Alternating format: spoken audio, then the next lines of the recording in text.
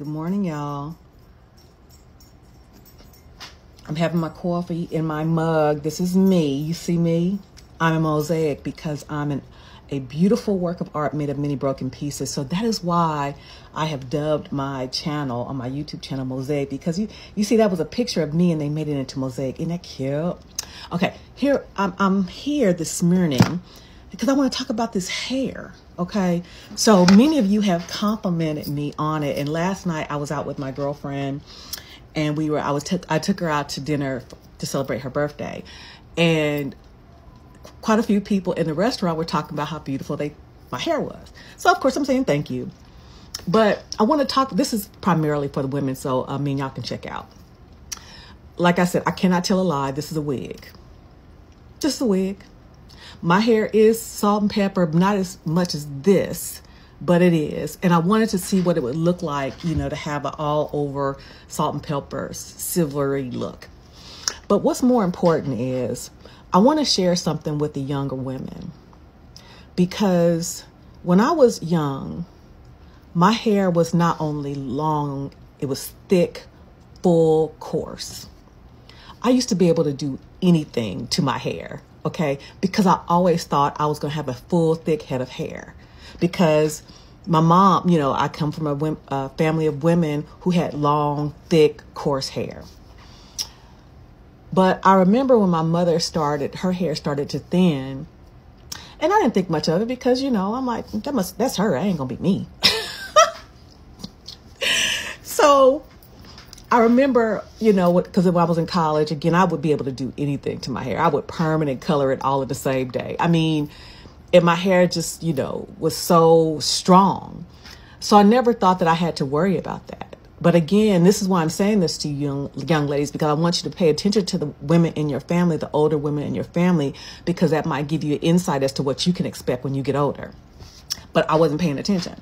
So I remember when my mother's hair started to thin, and I'm like, wow, that's interesting. And my mother didn't wear wigs, didn't do a lot of perms, didn't do, you know, I didn't think nothing of it. But I remember when I first noticed that my hair started to thin, I was in my early to mid 40s. And I was like, what? Because I could see in here that it started to thin, and I would like look, and it was just, it got to me. Because women, our hair is our crown and glory. It is our crown. And it goes part and parcel with how we see ourselves and how we feel about ourselves. So as my hair started to thin, you know, I would do different things, you know, different treatments to make it thicker and stuff like that. But also I came to realize that certain medications that I take, because I've shared with you, I take medications for mental health, but there are a couple of other medications that I take as well. And that has had an effect on my hair growth or my hair loss. So fast forward to meeting Mr. Randolph. I remember our first date, I had this kind of like Afro wig, and it, you know, because my thing is, if I'm gonna wear a wig, I want it to look like it could be mine. Okay. So I remember when we went out, and, you know, I think we had our first kiss a few days later or whatever. And he mentioned how he liked my hair that was natural hair. So I had to tell him right there, I said, hey, you know, I have some hair, but this ain't it. And, you know, and I wear wigs because I'm self-conscious about my hair. It's not to the way that I have been accustomed to. And if that's going to be a problem for you, I understand, because some men don't like women that wear wigs. So he didn't have a problem with it. Now, sometimes he knows what my hair looks like, and sometimes I do wear my hair. But because it's not thick and voluminous, you know, voluminous like I always loved it to be, it's a sticky point with me. And I think it's a sticky point for a lot of women. So, but like I said, what I like to do, I don't like to wear nothing I like to wear something that it looks like it could be mine.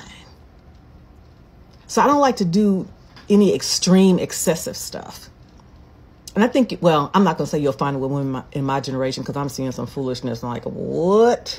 I can't even blame that completely on the youngins, because some seasoned women like myself do some really strange things with these wigs. But at any rate, so yeah, this one I got from I Define Wigs, because somebody asked me, and I had to actually, because it was kind of like on a whim.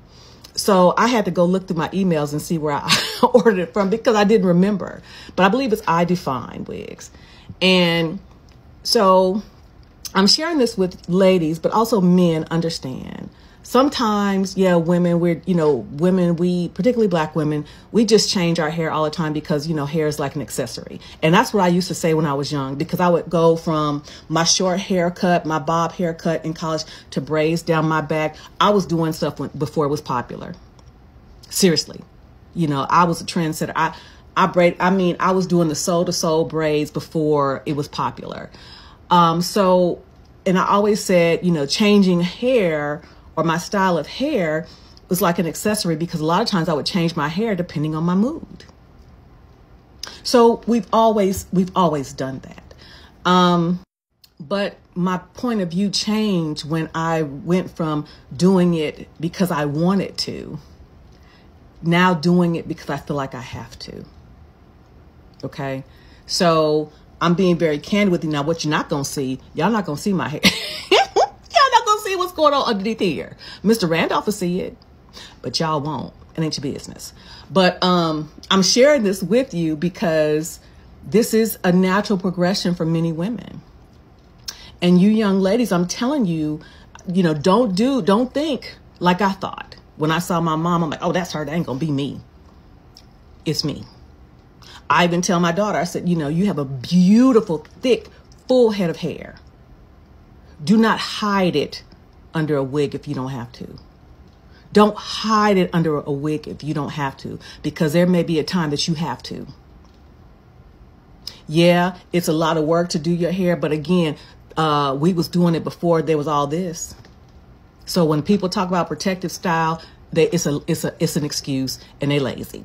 They be better off saying, I just want to wear a wig, or I'm lazy, because before there was wigs and weaves, we was doing our hair. And somehow we managed to keep it healthy. So stop it. Just stop it. Anyway, so that's my little shameless plug for I Define Wigs. I'm not sponsored, but I give credit what credit is due, because I think I'm gonna because I got this because I wanted to try it out and see what it looked like. And I think I like it. I like it. It could be mine's. So I think I'm buying me another one. All right. Oh, this here, Mosaic. Like I said, I'm a work of art made of many broken pieces. And I chose that name because many women I'm speaking from a woman's perspective. You don't get to be this age without having gone through some things. And the brokenness of failed relationships, the brokenness of childhood trauma, the brokenness of the mistakes you made in parenthood, all of those things, and a mosaic is a piece of art made of many colorful, broken pieces that are different shapes, sizes, and colors. And when they are put together, they're put together to make something beautiful. And that is what I am. That is what you are. Take that with you.